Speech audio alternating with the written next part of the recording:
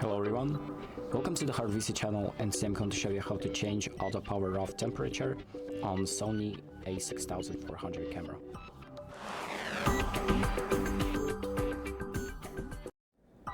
So the first thing that we're going to do is open up the settings by pressing the menu button, and then we're going to go to the setup page, so the yellow toolbox section. Then we're going to go to page number 2 and select Auto Power Off Temp. And here you have two options, standard or high.